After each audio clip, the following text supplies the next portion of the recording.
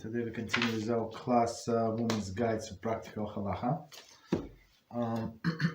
We start with the Sefer Shmiras Haloshon. Today's topic is fortifying the greatness of treasures. Okay, so let's see. Speaking Haloshon hara can cause inestimable merit of one's Torah study to be forfeited. The words of Medrash Shachar Tov on Tehillim chapter 52. Let not your mouth bring a guilt on your flesh, and do not tell the emissary that it was an error. Why should God be angered by your speech and destroy the work of your hands? It's from Keheles 5:5. Okay, so basically a person can forfeit his Torah learning by speaking Lashon Hara, and then he's going to say, what did I do? Right? Too late. Let not your mouth bring guilt on your flesh by speaking Lashon Hara. Why should God be angered by your speech and destroy the work of your hands? For you will lose the little Torah which you have to your credit. So a person toils in Torah and then loses because he decided to speak about somebody else without constructive purpose. Okay. The intent of this medrash is that, as already discussed, see day 17, some time ago, speaking Lashon Hara causes speaker merit to be transferred to the heavenly account of the person against whom he spoke. So don't worry if somebody speaks bad about you. So you're going to get this person's merit, and your sins are going to go to that person's account. When a Jew studies Torah, he perfects his entire being, for he draws upon himself a spirit of sanctity, which gives validity to the vitality to his body in this world, and his soul in the next world. Okay, so let's do the sentence again. We're going to explain. When a Jew studies Torah, he perfects his entire being.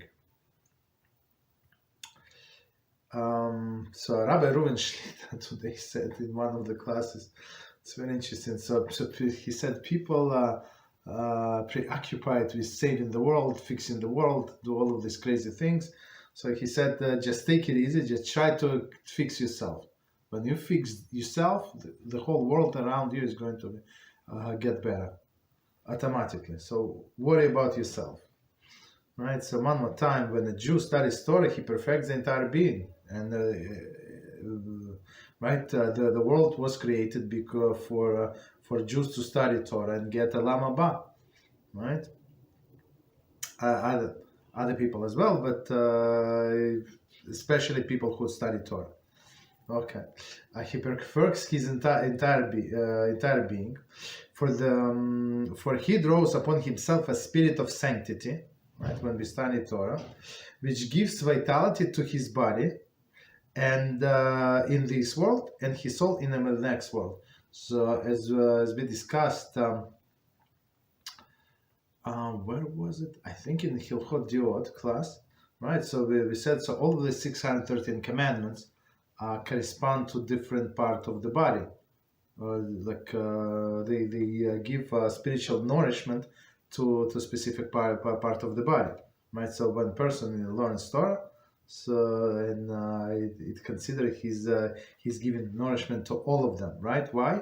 Because when you study commandments, for example, some commandments that we cannot do today, for example, some sacrifices or some chalitza or something, right? That we cannot do today, so it's considered as person actually does it. Okay.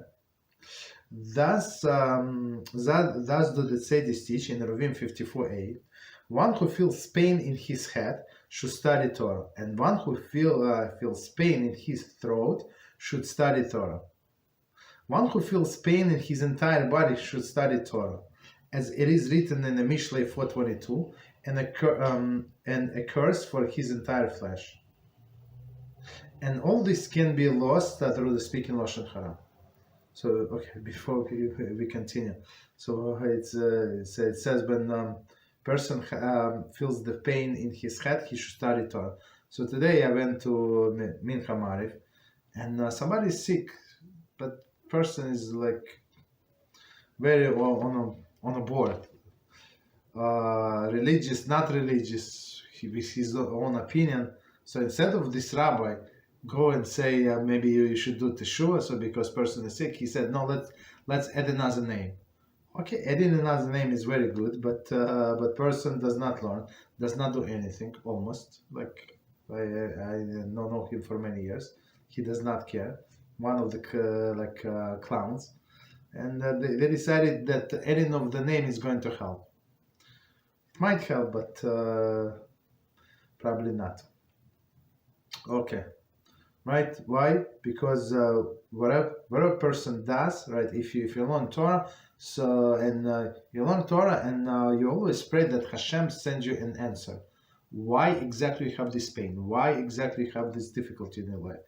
And you will see in the weekly portion of that week, whatever we learn, you're going to see somewhere. And as I said many times, I saw all answers to all my questions, right? In that day or day after, you just have to pray, and you have to see.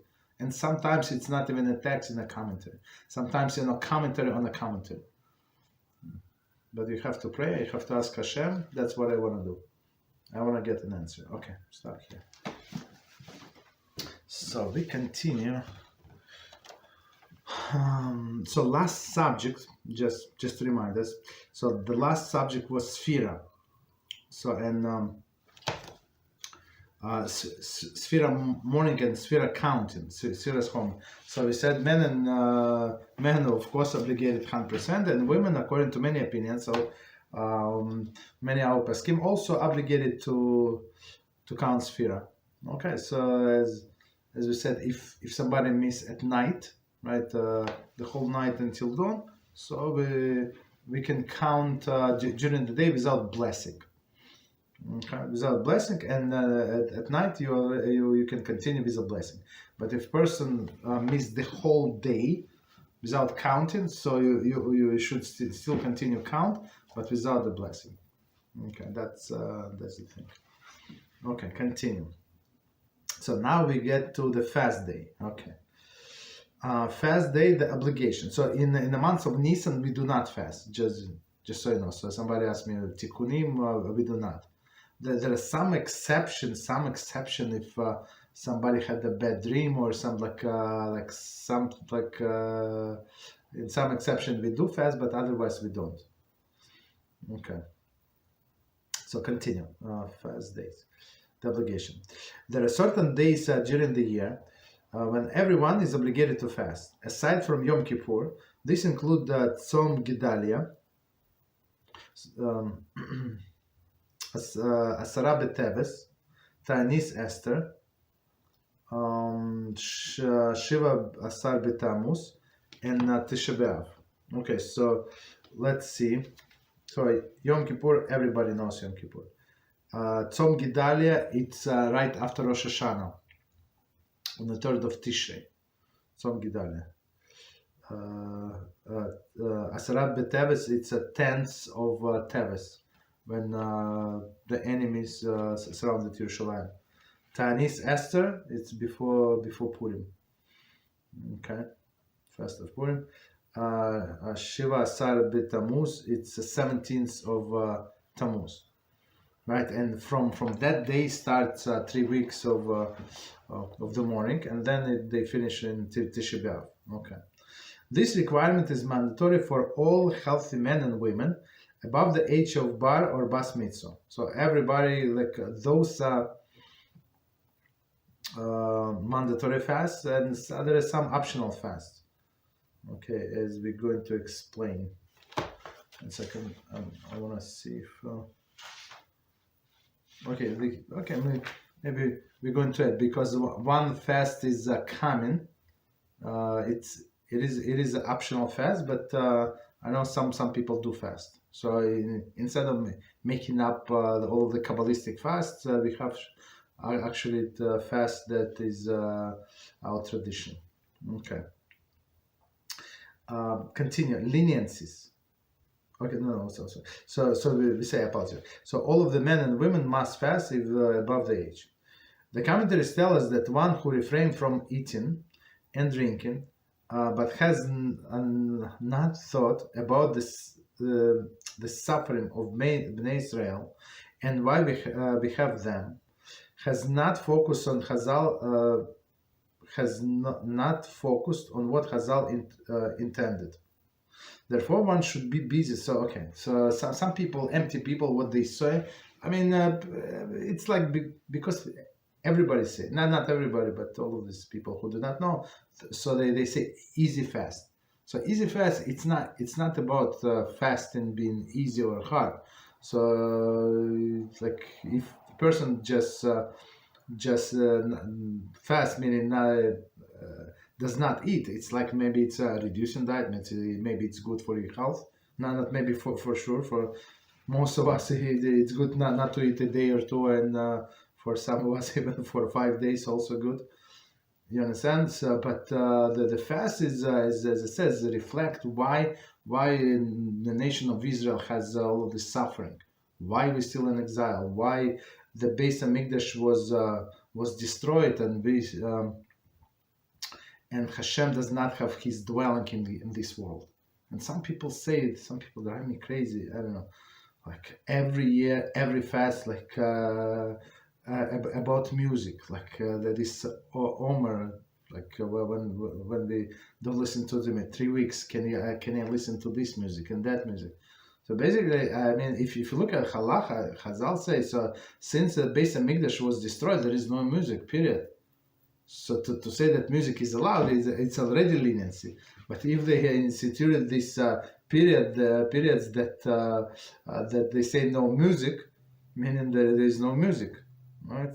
So the intention of the fast is to reflect on what actually happened and do teshuvah, because as we said in that book, if you learn Torah and do teshuvah, so that's going to help the whole world. Therefore, one should not busy yourself with activities to just pass time. It is a time for introspection for one's deeds and how one can improve and help to bring toward Beis Hamikdash.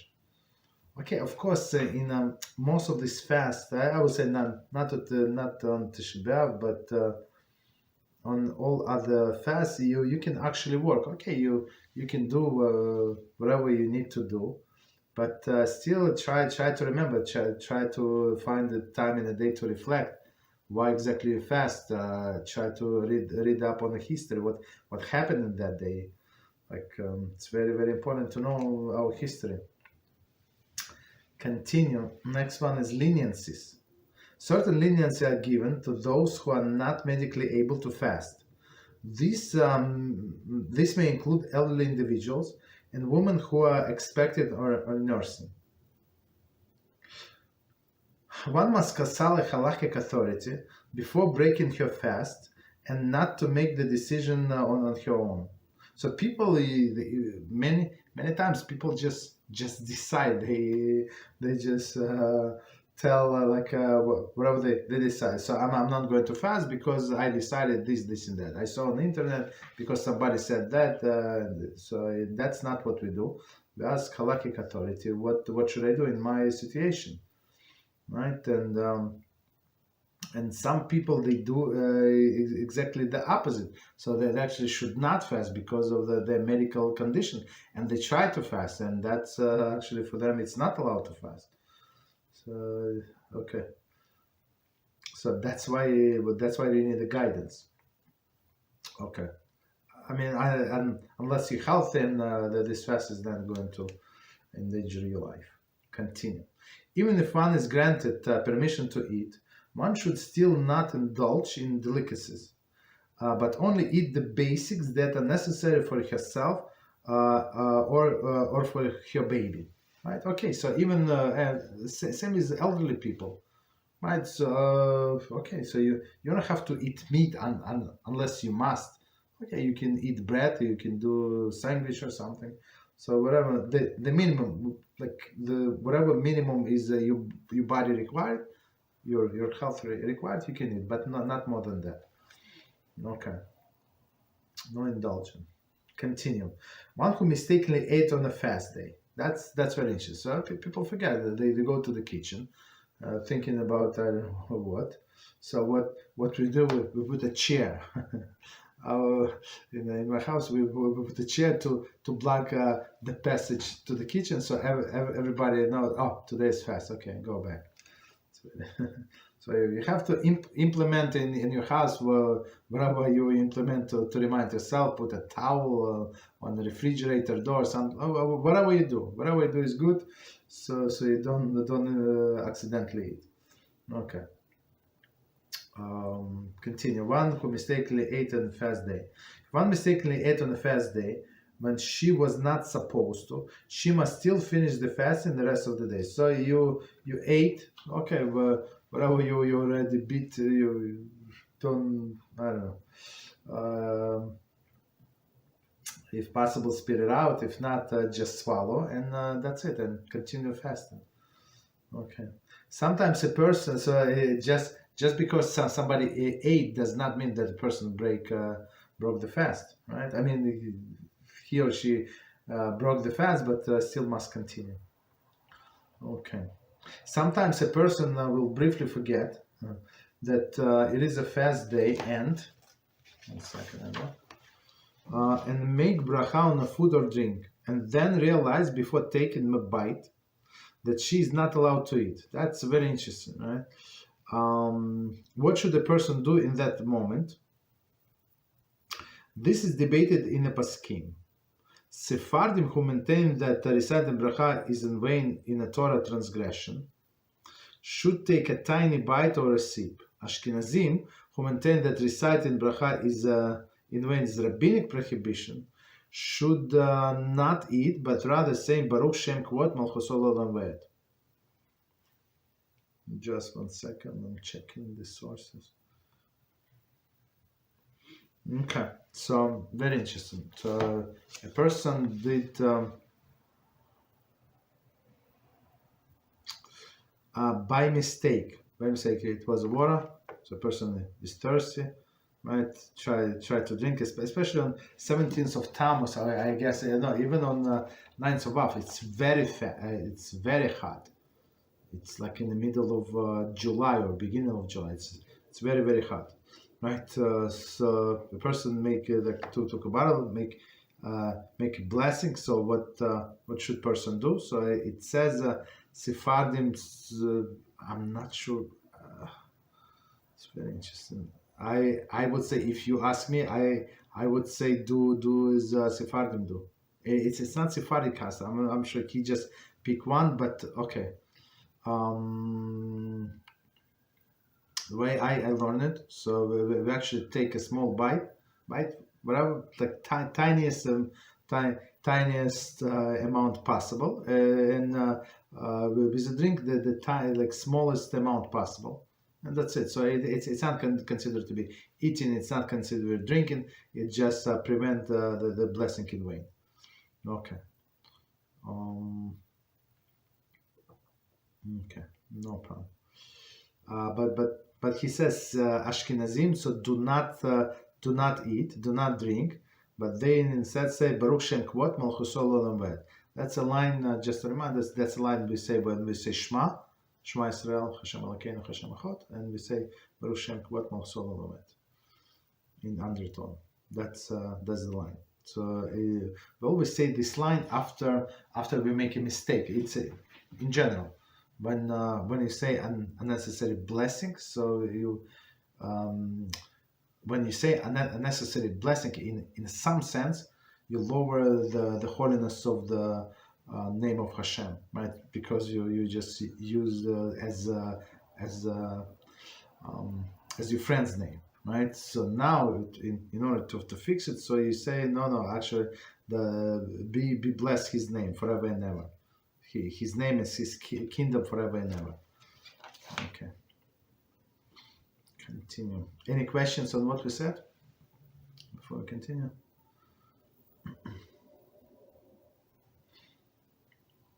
Okay, no problem. Continue then.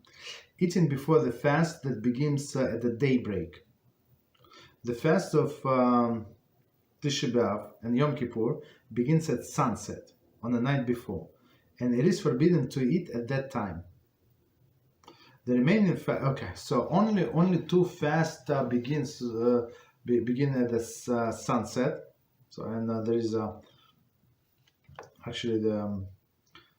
there is a custom to have a meal right before the sunset, right, on Yom Kippur and on 9th of Av. But all other fasts, they start at the daybreak, which is has been understood much short, and you can actually prepare. The remaining of the fast, Tzom Gedali, Asara B'Teves, Ta'anis Esther, Shiva Asar B'Tamuz, begin at daybreak, and the prohibition to eat begins at daybreak. Okay. However, if someone plans to wake up early and eat before the daybreak, she must stipulate beforehand, and she will do so.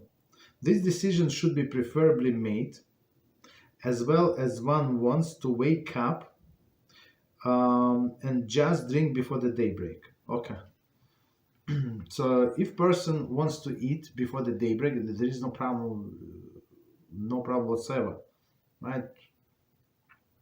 It's going to be a long day, hard day, very, very hot, very this, very that. Okay, so, and some people have weak constitution. So, I mean, if they don't eat, they're going to collapse somewhere or drive and, I don't know, like fall asleep behind the wheel. So it's also not good. It's very dangerous.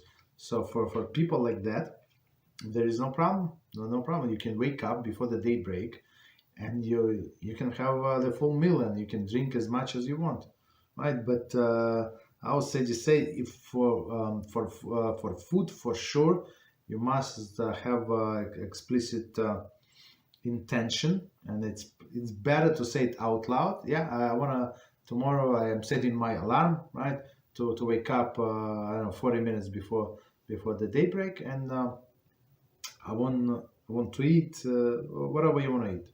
I think you can even eat bread meal if you want. There is no problem.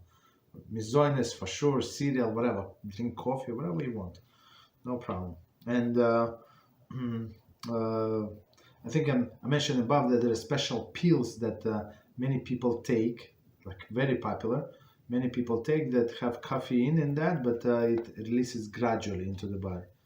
And it's very helpful, especially I have some students that have a headache, so they suffer so much. Poor people, they suffer so much from not from eating, but without caffeine. So these pills actually save them. Right? Not for the full day, but I mean 3/4 of the day for sure. Okay.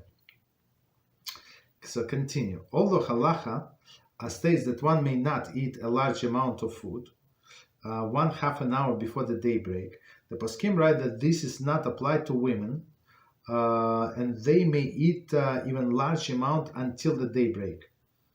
Okay, so our poskim say do not start a meal with bread, right? Because usually when we eat with bread and then you have to say Birchas Hamazon, it takes a little longer time. So they don't want you saying Birchas Hamazon after the daybreak. Okay, so finish before the daybreak, and they say just to stay on a safe side 1/2 an hour. So, but if you start your meal before 1/2 an hour for men and for women, there is no problem.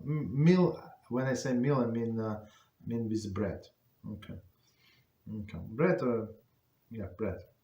Mizoines you can start for men and women in 1/2 an hour before. Next part, bathing and showering on a fast day. Okay. According to Halacha, it is permitted to shower on any fast day except Yom Kippur and Tisha B'Av. Okay. So You need to shower, no problem, besides a Yom Kippur and Tisha B'Av. Okay. However, it is considered praiseworthy to be strict and not shower. The custom is to be strict and not shower with a hot water. However, one may shower with a cold water. So I think, in my mind, so we're talking about this 17th of Tammuz, so it's like in the summer. Maybe this Tzom Gidal is also like in the fall. Maybe it's still might be hot, but others is like in the winter or in the early spring. So it's not a big deal not to shower. It's not that hot. Okay, so if you don't need to shower, like you're not that particular, you can go one day without shower, so don't shower. Or another solution, just get up a little early and shower in the morning. That's it. However, one must shower with cold water. So according to this opinion, with cold water. Continue. Likewise, it is permissible to wash one's face, hands, and feet with the hot water. So that's allowed for everybody, and because as we're going to learn in the laws of Yom Tov, it's a basic necessity for everybody, like not basic, common necessity for everybody to wash their face and hands and feet with hot water.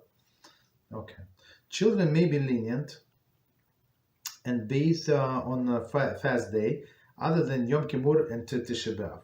Okay. Especially the young kids. When Asab B'Teves falls on Friday, it is permitted to shower in honor of Shabbos. Okay. Asab B'Teves falls on Friday. Okay, yes, possible. One is allowed to shower on Ta'anis Esther if it is in honor of Purim. Okay, since this fast is not as a mournful nature. Okay, so if it's honor for Purim, so in our 2 hours we're going to read the Megillah Esther. So a person wants to get ready, there is no problem. Can shower on Ta'anis Esther. Okay, continue. Permitted activities to avoid. Okay.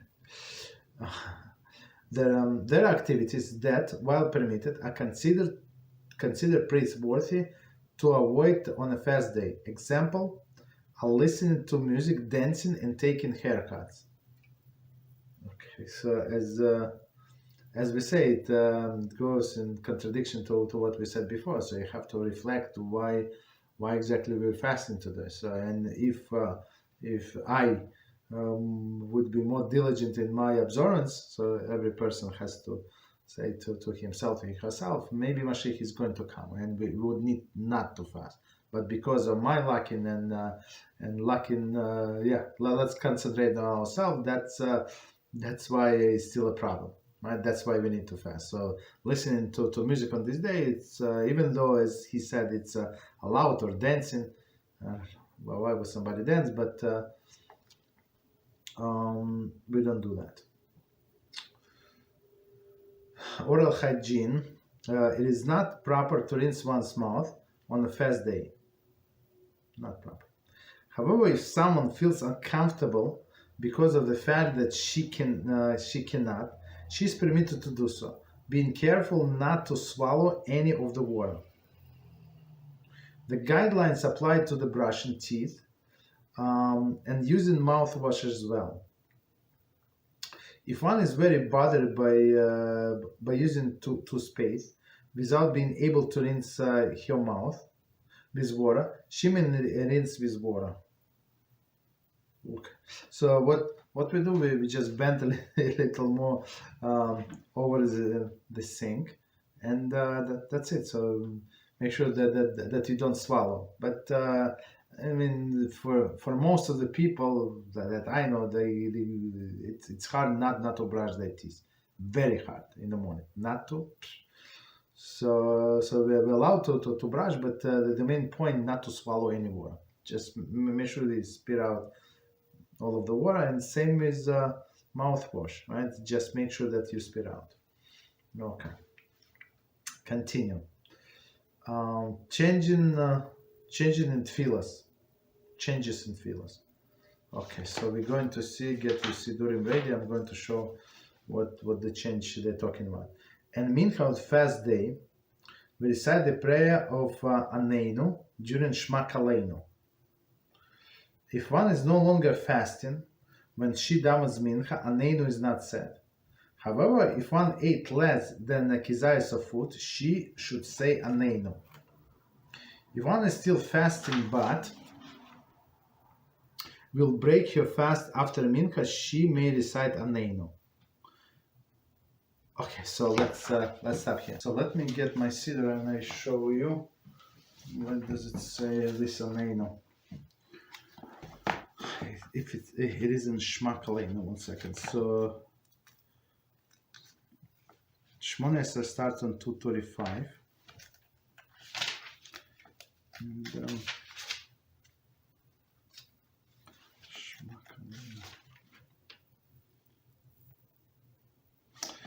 it's on in article Siddur. It's on a page 243. In a prayer Shema Kaleinu, it's accept our prayers. Hear our voice. I mean Shema Kaleinu, hear our voice, but article labels acceptance of the prayer. So at the end, well, when you put two circles, so you actually go on the bottom when it like in a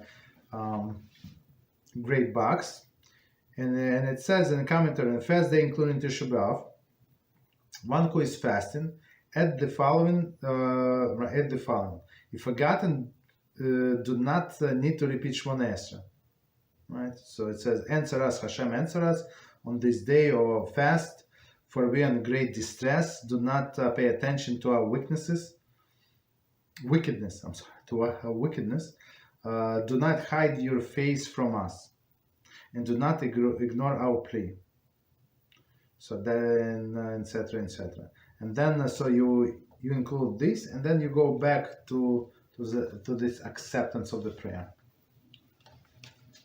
Okay, that's on a fast day. So if and it's very interesting. So if a person ate less than kizayis, as we said, 1 ounce, 28 grams,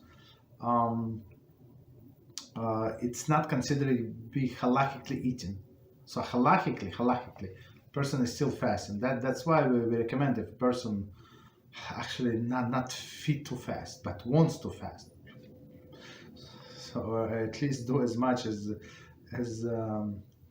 person can, and it's not right. So I always tell a person who have diabetes or something, like it's a danger to life for you, right? So it's a mitzvah for you to eat and keep and be healthy, not to put yourself in danger, right? So at least we allow them, right? We suggest them to eat a little, less than kizayis. So less than kizayis every 9 minutes. It's not considered to be halachically eaten, right? And plus, I just want to add, if only somebody who is fasting can be called to the Torah, because we read Torah in Mincha as well. In the morning, even though we're in the morning, we also read Torah, but everybody's fasting. I mean, it's like 6 in the morning. Like people still fast, but in during the Mincha time, this Gabbai you usually ask if somebody. I mean, if he has a doubt. Some elderly people would break fast early. In one of the shuls that I used to go, there were many elderly people, and they had very, very early mincha. Very early mincha on the fast day. Why is that? I don't remember which fast. That doesn't matter. But because many of these elderly people, some of them were Holocaust survivors, so they would break the fast after the mincha. I mean, they did as much.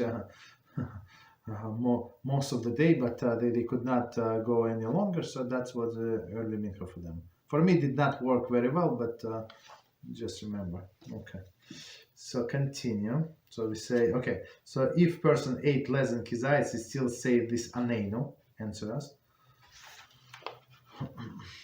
Okay, and we said if person missed this aneinu, no problem. Continue, you don't have to go back.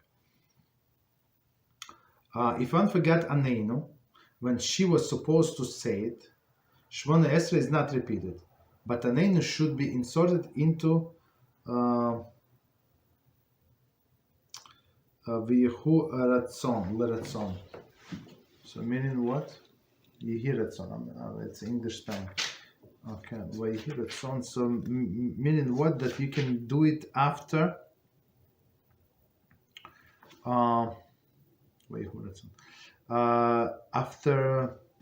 After the Shmona Esrei, where it says the translation is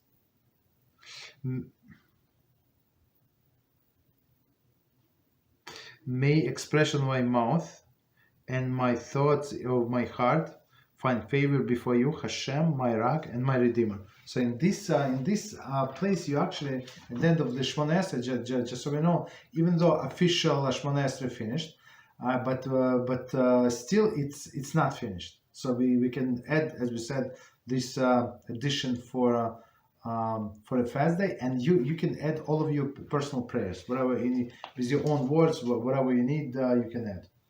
No problem. That's the place. Okay, so we finish this fasting. Any questions on fasting?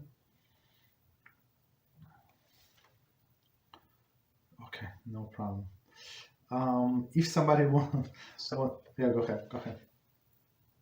So, Rabbi, after the part where you said the part where in the ending part of the Shemona Esrei, we can pray our own personal prayers, correct? Yes. Insert and then continue. Oh, so okay, so it's before or is it after? No, it's in the middle. So okay. So I'm not sure if you have this art scroll. My siddur is open on Mincha, but does not make any difference. So the last blessing, it's 249. Page 249. So the last blessing is in Shmona Esrei for peace, right? So it says you say blessed are you Hashem, who bless his people Israel with peace. So only now you concluded the official Shmona Esrei. That's it. So of course there is a big paragraph and this and that, and you did not take 3 steps back. Okay, we understand that. But after you say may expression of my mouth, right, and my thoughts of my heart find favor before you, Hashem, my rock and your redeemer. So you can say your own prayer here. Okay, thank you so much. Well, and then you go back and you continue. My God, my tongue, my evil lips, and right. Continue, and then you take us 3 steps back. That's the place. Okay. So okay. Any other questions? You good? Okay. So if somebody want to fast before we continue, we have a tradition. So after, I have to double check. So I don't fast this fast, but I know some people do. After Rosh Chodesh, it's fast calls Bigav. It's Monday, Thursday, and another Thursday, right? So that's what we fast after Pesach and after Sukkot, actually, the same. So we have Slichas, just so we know. Slichas, it's additional prayers. They start on the page 817, right, on page 817. So you start the prayer, just continue, and what is this big okay, and on page 819 you have one of the paragraph. It says on the second Monday of Bigav. Okay, no, I apologize. From the first paragraph says on the first Monday of Bigav recite, and then Thursday and Monday and then you skip, and if you just follow instruction, on the next page it says the slichas first month will be gav. So it's very powerful slichas. Whoever wants to add can add, and of course you fast. And also, if somebody wants to add fast, voluntary fast, during the mincha we say there is a special insertion. Oh, 1 second, it's somewhere in the end. Not in the public fast. 1 second, I'm looking. Yes, it's on the page 249. So if you see on the bottom in a gray box, so it says the two circles. So it says an individual who wishes to accept the fast upon himself recite the following declaration at this point in the mincha, and afterwards while still daytime. Right? So, I mean, if a person forgot during the mincha, can still say it separately. So it says, Master of all worlds, I come before you to accept, not as a vow, right, as an oath, a voluntary fast for tomorrow. May be will Hashem, our God of our forefathers, that you accept me with love and favor, that my prayer come before you, and that you answer my entreaty in your abundant mercy. For you hear the prayer of every mouth. So, and of course, if you're going to fast, you voluntary fast, you have to prepare what to ask of Hashem, right? Okay, that's what we do. Okay, so continue. So we have some time. So next topic is 3 weeks. So 3 weeks is from 17th of Tammuz until Tisha B'Av. Okay, so let's see. Timing of the mourning obligation. The period of 3 weeks from 17th of Tammuz through 9th of Av is a time of national mourning for tragedies that have happened to the Jewish nation during this period. For this reason, certain activities are prohibited, for they are considered contradictory to the mourning and sadness. So 3 weeks, right? What were the activities? Most poskim state that this prohibition begins at night before the 17th of Tammuz. Okay. This is because the Jewish day starts at the previous night. So although we do not fast until the morning on 17th, right? The period of 3 weeks starts from the previous night. Some poskim write that in a present need, a couple would be allowed to be married before the sunset on the 16th to continue the wedding celebration into the night. So it's this period when every if you don't get married now, right? So you would have to wait 3 weeks, and of course the availability of the halls and restaurants or where people making their weddings, right? Is going to be everything is going to be packed. So people try to get married as soon as possible. There is a mitzvah not to delay. If you decided to marry, so that's it. So what are you waiting for? Understand? With the first opportunity. So even though, so our sages say, even there is strict opinions that say the fast is the morning period starts on a night on 17, so meaning 16, when it's 16, going to 17 the previous day. Even though the fast starts in the morning, so they say no. If you do the wedding before the sundown, right, you can continue and do the wedding. Okay. Some poskim write that actually we said that. Next one, haircuts. Those are 3 weeks. They're much more strict than this period of mourning. Much more strict. So it says haircuts.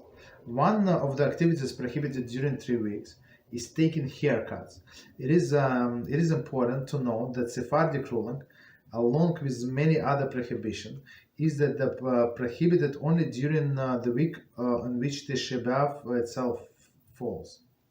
There is after Shabbos Chazon. However, Ashkenazic tradition prohibits haircut during the entire 3 weeks. This applies both to men and women. Okay, so before we continue, so let's try to understand many of these restrictions that we're going to see now.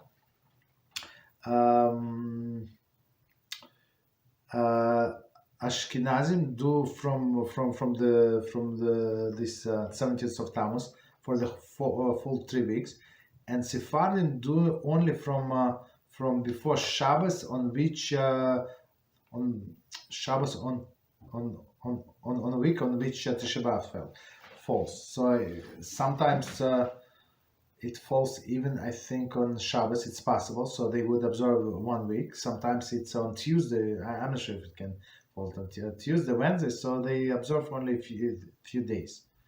Okay, so that's a big difference. So for them it's a few days. For Ashkenazim is 3 weeks.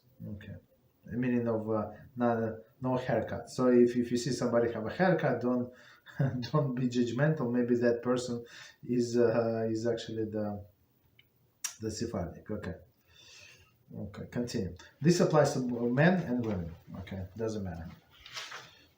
Continue. An adult is not permitted to give haircut to a Jewish child either.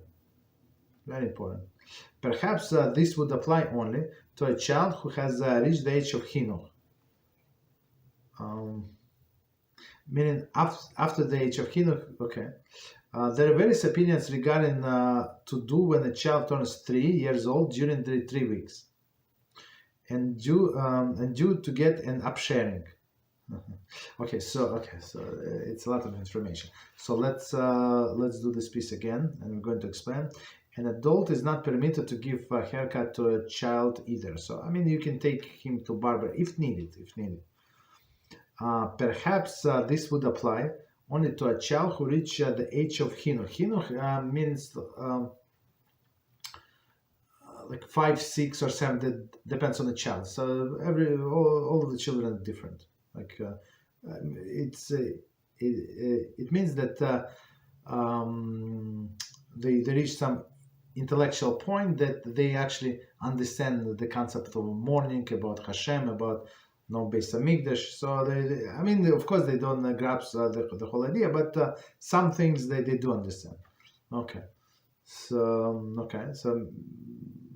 they say maybe below this age there is no problem, but after this age is older than age is a problem. There are various opinions regarding what to do when a child turns 3 years. So the custom is to not to cut hair until 3 years old, right? So you see these boys, they look like girls with the ponytails, right? But then they actually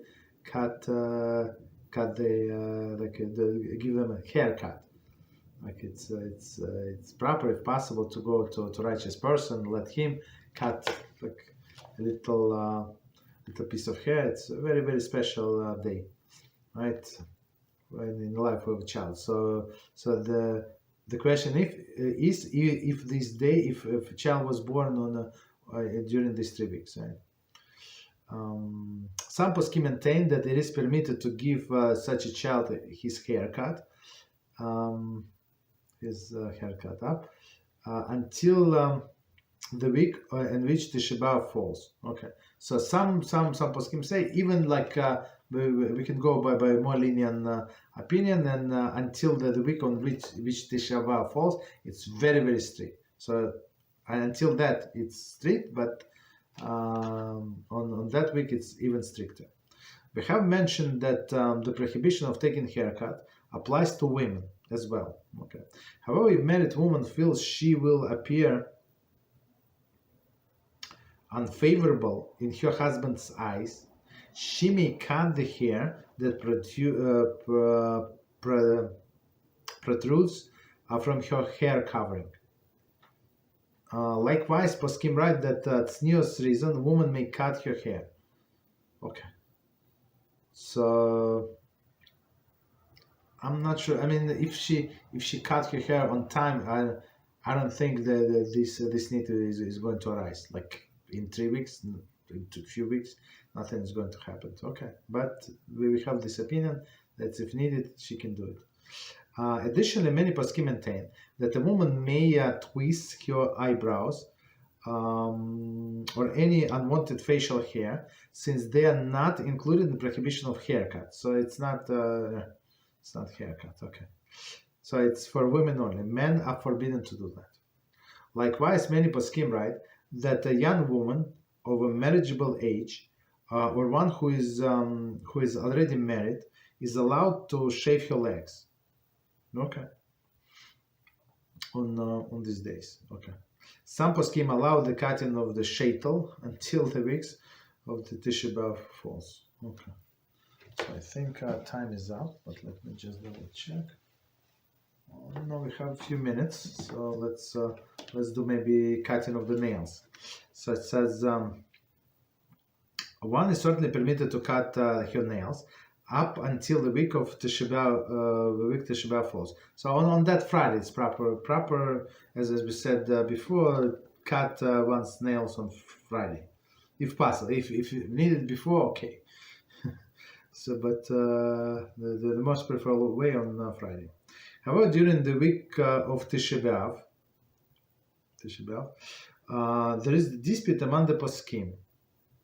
There is, if the Tisha B'Av falls on Tuesday, there is a dispute whether one may cut her nails on Sunday or Monday.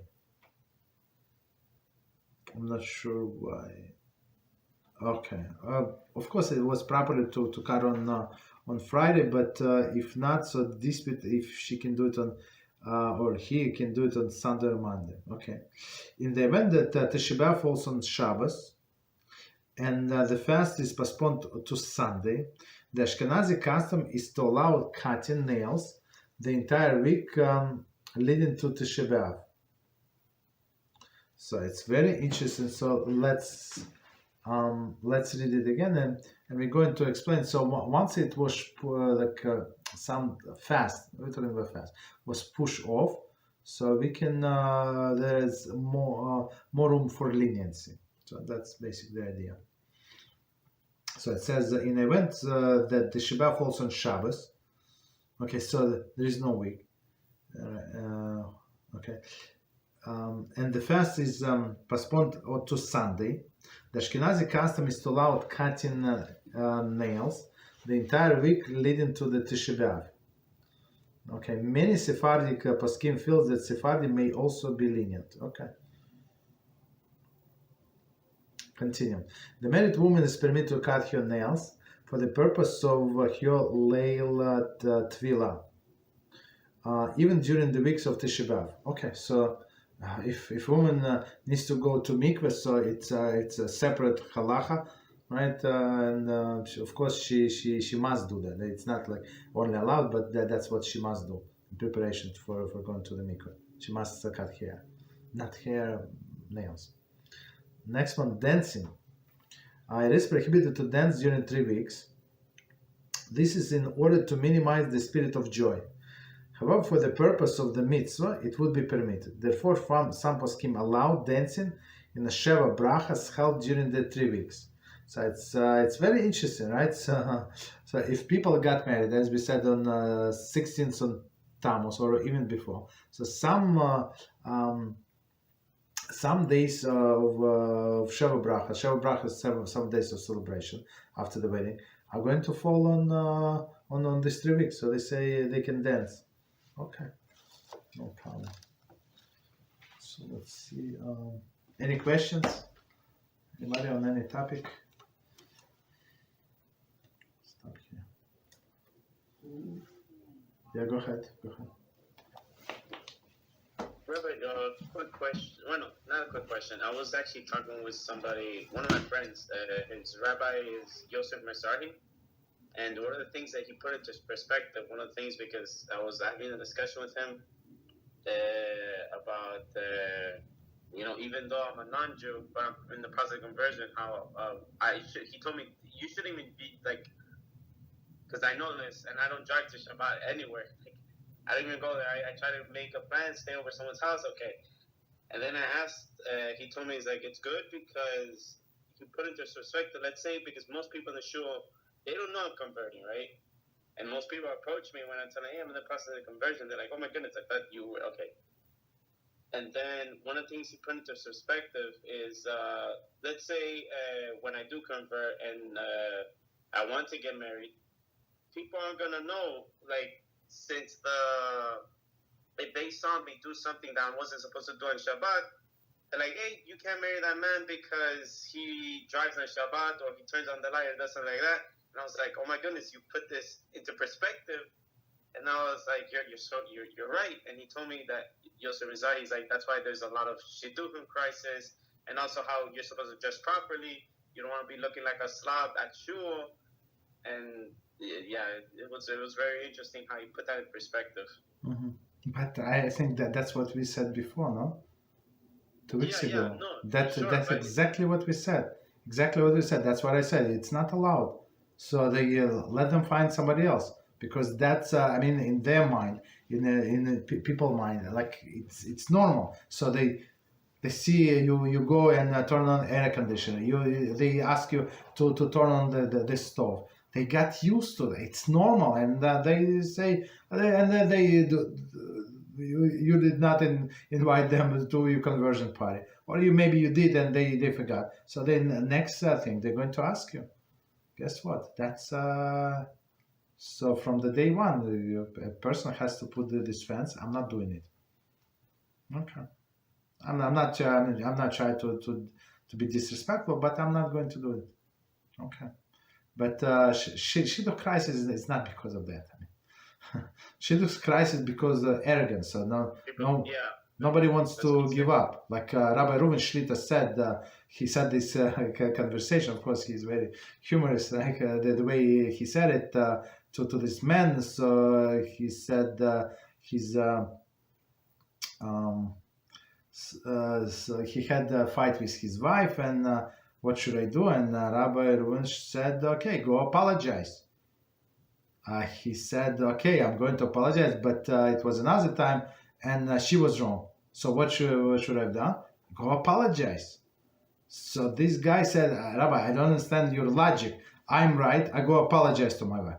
I'm wrong. Right. I'm going to apologize to my wife. He said. So Rabbi Reuven Shlita said very simple. You want to be right, or you want to have shalom bayis? You want to be having peace in the family. Yeah. Understand? So people insist to be right, to be like everybody wants to be Mr. or Mrs. Perfect, and only my way or a highway. Understand? That's why it was Shidduch crisis. That's because some other things. Okay, that's that's the biggest issue that I am dealing with. So everybody wants to be right. Period. And the other side must apologize. Okay. What else? Thank you, Rabbi. Thank You're welcome. You're welcome. Okay. Any other questions? Any topic? Yeah, go ahead, please. Let's go with that. For the counting of the omer, are we not allowed to? When you were talking about earlier, cutting nails and cutting hair. Could you speak up a little louder? We cannot hear you. So I heard about nails. So nails cutting, you can cut the nails. During the omer. No. What's up? It's not during the whole omer. It's only 33 days. So I'm not going to say out loud what today's days is, because I did not count yet. Okay, but it's already a few days past, and it's only 33, so it's not too much left, right? So it's only 33 days, and nails you can cut. There is no problem. The thing is only with hair, so we cannot cut the hair. That's it.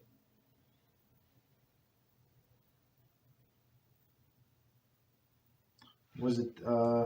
Okay, somebody left. Okay, any other questions? Anybody? Stop here. Go ahead. Can we cut our nails? Is that's allowed, right? Yes, yeah. There is no problem. So, but it's proper to do it in honor of Shabbos, or for example, you can do it tomorrow in honor of Yom Tov. Tomorrow Yom Tov starts, so that's So in your mind, so we have one of the obligations to remember Shabbos day, right? And one way, how do we remember? Every day after completing Shacharis, and then I think it's 172. Okay, let me check. Maybe not.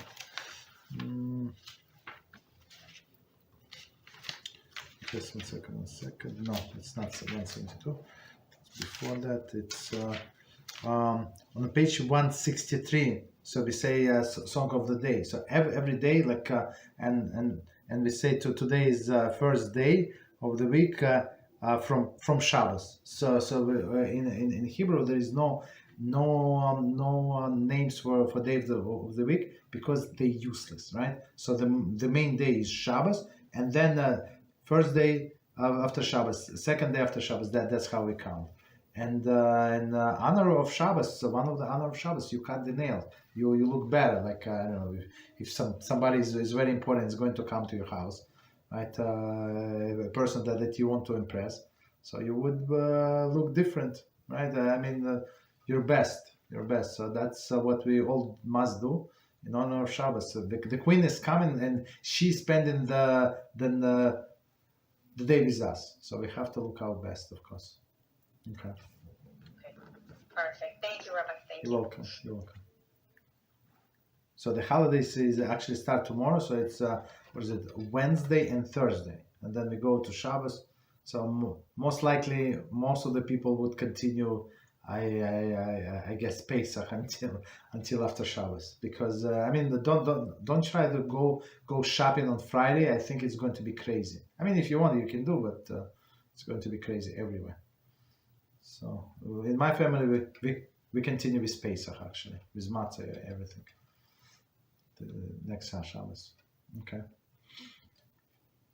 Rabbi, what should we for tomorrow, since it's I heard there's that we should stay up all night or until Hatzot and then read I heard something like that, but I can't really say it because I know I heard it. Okay, so yeah, so so on 7 days of Pesach, we read the Song of the Sea, right? The Song of the Splitting of the Sea, and that's going to be reading in a shul. But we actually just so we know we read this Song of the Sea every day. Every day, whoever prays the whole Shacharis, that's what we do. Or at least all of the men must say it for sure. And Song of the Sea is on a page. I'm going to give you a page. It's at the end of the 79. So somewhere on of the sea. So some people stay learn. My custom is not to say learn. The thing is when you separate one day and say this day is more important. So why other days are not important? Why you did not stay up all other nights? Maybe you can push yourself and stay up many nights. You understand? So that's what Rambam. So he had a problem with people kissing the Torah and bowing to the Torah. And when you see when they take out the Sefer Torah from the shul, some people, especially who are not religious, they run to it and they touch it and kiss it, and sometimes it's too much. So they associate the holiness, even though the Torah is holy, but it's not the main part of Judaism.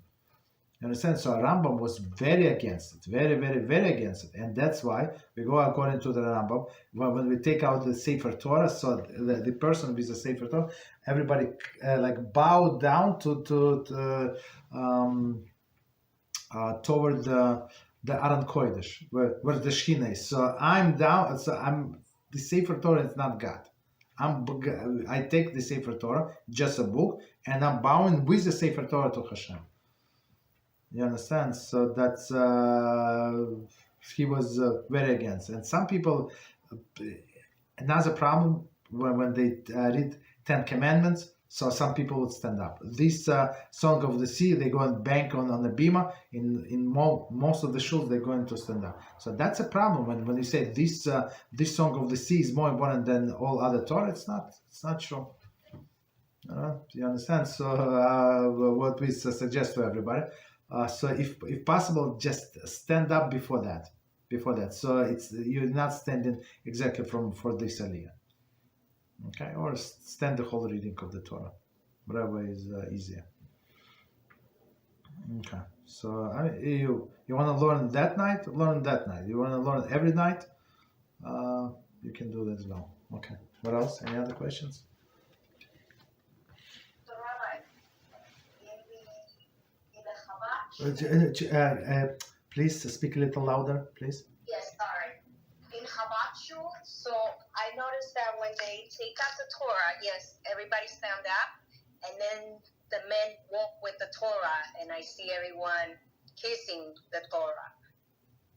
Is that No. It's there's no problem, but sometimes not observant people they do it with a fervor, like a very shaking hands. That's too much. And Rabbi Mizrachi Shlita said, so Torah is screaming, "Don't kiss me! Listen to me." okay? So yeah, you understand? All of the kisses are good for it's for the public, but do observe the Torah when public is not looking. That's more important. Even if you never kiss the Torah in your life, but when you observe it, so you show respect. Of course, we have to stand while the Torah is in motion. It's absolutely that's yeah. Unless somebody is weak, like elderly person, somebody with a back pain, this pain, okay, they can sit. Just so you know that there is no obligation like a halachah that you must stand. You should stand, but there is no must. Okay. Thank you. You're welcome. Any other questions? Any topic? Go ahead. Oh, you froze. Okay. So go ahead. Oh, Rabbi, I was gonna ask. This is a question. I think for the since I think everyone here is converting, correct? No. When? No. Okay. No. Okay. Never mind. Okay. So I'm just speaking for myself. It's 50-50. Okay. Okay. The people that are in the process of conversion, when how do I put this? When is it that you know that we're ready, or is it up to us? I don't really know. Okay, so it's very good question. Where is it up to us, right? When you're ready. So of course, have to adjust your life, right? Do all of these necessary changes, so you're completely like ready to live a Jewish life. So somebody after this class, I have to answer the question, and there is a couple they're struggling, so they don't have money to pay this Beis Din. They live in another country for the conversion, and he works in yeshiva, and she works in sales, whatever she sells. I don't know, whatever she sells, flowers, I think, like wholesale flowers. And then she's asking me if she's allowed to work on Wednesday and Thursday. Actually, that's the actual question.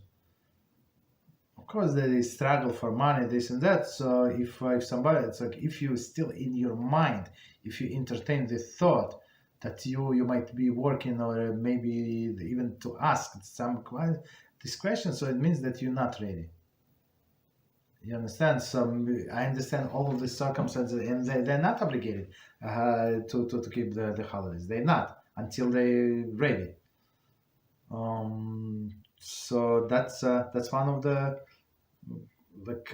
indicators. Or you have to drive somewhere. Like every Shabbos you have to drive. Like You have elderly mother that you have to visit, and we have this woman you used to come to our house like some years ago. But sometimes like in the middle of the meal, Shabbos meal, she would jump and she said, "I need to go. Where do you need to go? We didn't finish.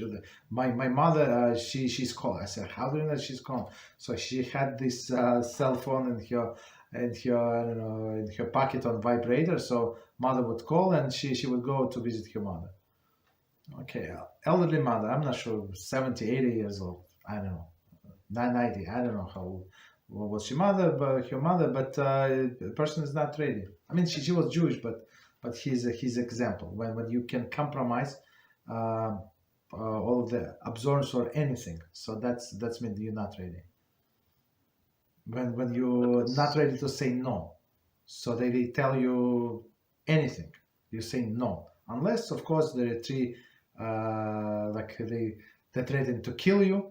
Right, you eat pork, or we're going to kill you. You're going to work, or we're going to kill you. So yeah, so that's a different story. But otherwise, you must be ready to say no.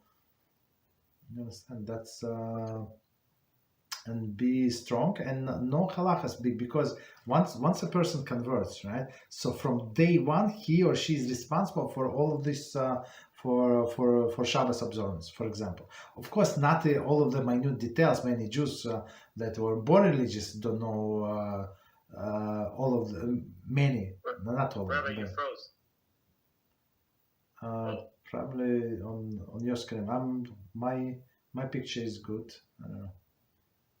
Okay, so yeah, I didn't get that part right there, okay, so basically you learning have to be like on a level. So at least you went over at least once all of the Shabbos laws, all of the Yom Tov laws, at least, right? Once. I mean, of course, you're not going to remember everything, of course, but you would have some ideas. For example, I give you example that question that I was asked, and I tell you the truth, I did not remember. I didn't want to give answer because that's my approach. If I don't remember the explanation, and like I would not, I better look up, right? So the question, if are we allowed? So that's what came from my family member. Are you allowed to add some water to flowers, to vase of flowers? Okay, so it's a very good question. I wanted to say yes, but I did not remember why.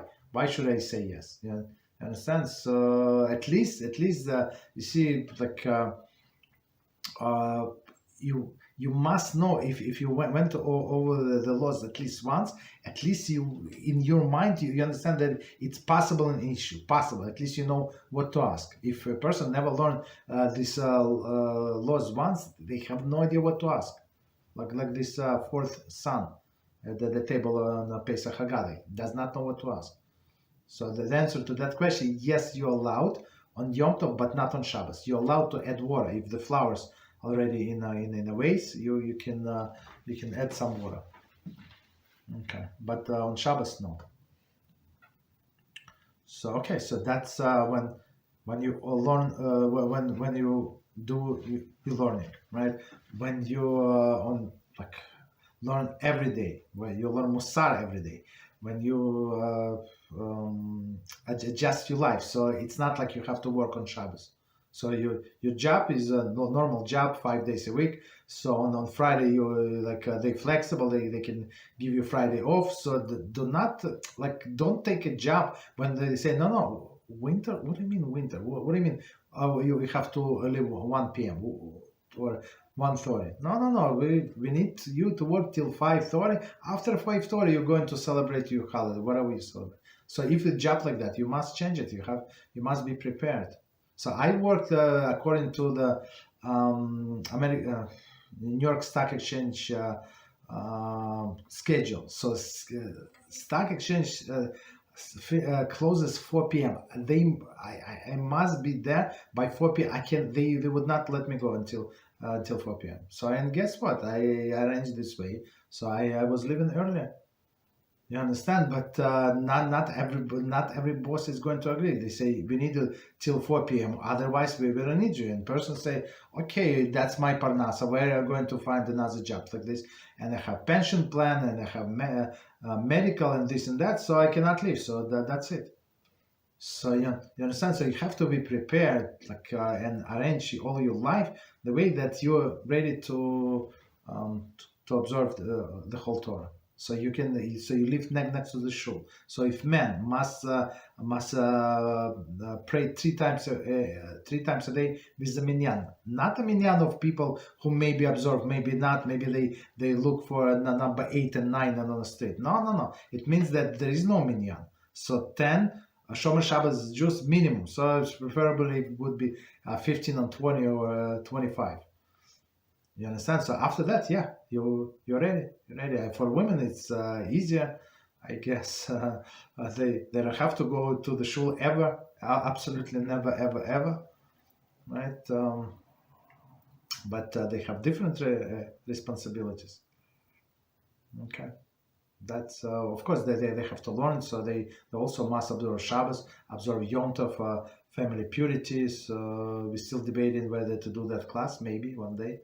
Beezrat Hashem, about family purity and what and men also I sometimes I talk to men, they're so ignorant about family purity. It's like they've been religious all their life and they are so ignorant. It's like they fell from a tree or something.